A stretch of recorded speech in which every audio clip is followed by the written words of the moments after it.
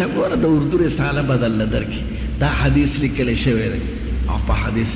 نو زناوره صرف یو حدیث دی لیکلی دی هغه بل حدیث دی څه او په دې حدیث پیدونکي هغه هر کو جابودي خو نه دی دا څلور واړه مذهب په حدیث عمل کوي سنت او حدیث یو شی دی نو اهل سنت معنا اهل حدیث والجماعت او د صحابه او ډله ځکه حدیث هغه معتبر دی چې صحابه په پیښ وي او هغوی په عمل کې راوستي نو دا یاد لرئ دغه ډله دا بې خونده دي خلک ګمراه کوي تا ته به وایي په حرم شریف کې امین په زوره وایي ټیک ده هغه د هغوی مذهب دی نو د هغوی مذهب اختیار کړه ته خو یې مذهب پرېږده هغوی مثلا لاسونه قرت وایي ټیک ده څلور واړه مذهب دی دې مسلو کې څوک امین په زوره وایي څوک قرت وایي خو زمونږ په مذهب کې چې دې وطن کې راغلی دی او 500 کروڑه مسلمانان په هغې پسې روان دي ولې امت کې انتشار پیدا کې مرداره یا به کونړي مولای یا به لغماني مولای یا به باجوړ مولای مردار امت کې ولې تسنسواله راوړې او په غوړو ناغوړو خبرو کې امت کې اختلاف راوړې نو دا بې خونده خلک ځان دې ساته امت په یو لار روان دی ولې پکې تسنسواله راوړې ټیک ده هغه ګناهونه شرک څوک کوي قبر نه سوال کوي قبر ته سجده کوي ګناهونه کوي د دې نه یې منع کړه مونځ او دس هغې کې اختلاف دی د صحابو هغې کې گنجایش دی نو د روا او د ناروا په خبرو کې او د غوره او ناغورو په خبرو کې ته امت جدا کې د یو بلې دشمنان کې دا ولې قسم دی دا د خیرخواهۍ کار نه کوي دا د امت رسول د حضور پاک داسې اختلاف نه منع کړی ده بما یو صحابي یو آیات یو شان وی عمر صاحب مورې د مرۍ نه ونیو موږ ته حضور پاک داسې نه دی ښودلی حضور پاک له راوسته وی صاحب دې صورت فرقان آیات داسې وی ته پرېږده چې پرېښود وی ووایه هغه ووی عمر صاحب ته وی ته ووایه هغه وی دواړه صحیح دي جګړې مه کوئ نو د څلورو مذهبو نه مونځ دی ټیک ته که عربو کې هغه مذهب هم اختیار که څه سودان ټول مالکیان دي خو سرکاري مذهب یې زمونږ دی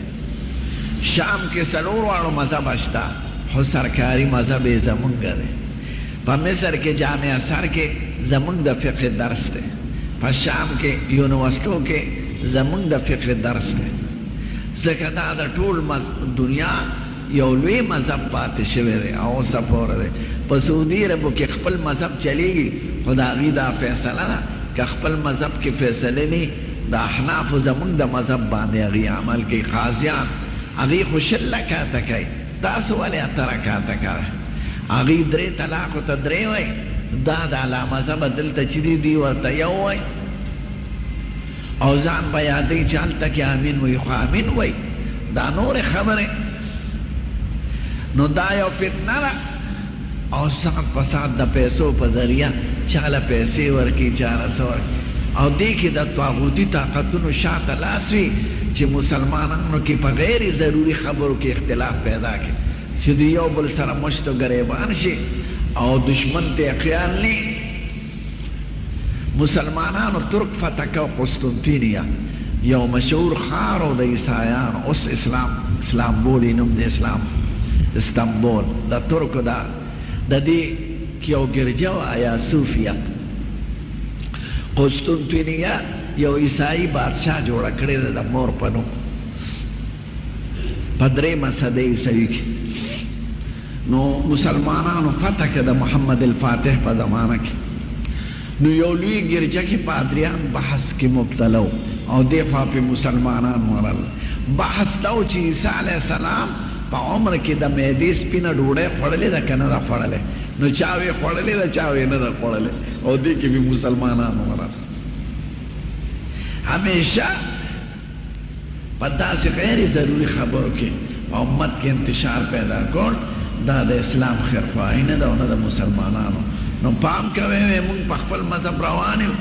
هغه لویه لار چې په هغې قافلې روانې دي هغه لار ولې پرېږدم چېرته ګیدړ به مې وخوري زمریوش سال ډیر قادیانی شي، سال منکر حدیث شي، سال عیسائی شي. ځکه وایي ما د عیسایانو دلیل مضبوط لیده چې دلیل پسې ځې د یهودیانو دلیل لا تقوي ښکاره شو، د هندو بشي ما ته د هندوانو دلیل مضبوط ښکاره شو. ټیزه نه ته په دلیل پیږې. دا خلک د دلیل په نوم باندې خرابۍ ته راوړي. نو پام کوئ، ګورئ چېرته څوک وایي وی څلور مذهب دي د اهل سنت والجماعت، موږ ولې مذهب پرېږدو؟ هغه لار ولې پرېږدو چې په هغې مسلمانان راغلي دي؟ نو دا یو فتنه ده. او په غوړو زیړو نوم کې به تاسو ته ټانګي والا ته به وایي، وږي چې خرڅوي هغه ته به وایي. راځه دلیل وګوره دا حدیث هلکه بل حدیث دا ماله دلته هم راځي. هلکه زناوره ته په حدیث پوهېږې؟ دا حدیث د مقابل کې بل حدیث شته، دا ضعیف دی که صحیح دی؟ نو د اردو رساله کې به یې لیکلي خلقو ته، هغه په دې طریقه ګمراه کوي. یو ډله ده چې حدیث نه مني، منکرین حدیث دې باړې طرف ته پیدا شو پښتنو کې، او دغه اول دغه شي لا مذهب شي، نو بیا مذهب ته وي دا پکې چا راوستی، دا صحابه پکې چا راوستی دی، او بیا په پیغمبر شروع کړي چې هغه من انسان خطا شوی دی، نو آخر یې ګمراهي او تباه شي. نو پام کوئ، موږ به خپله غاړه خلاصه او باقي هدایت د خدای لاس کې.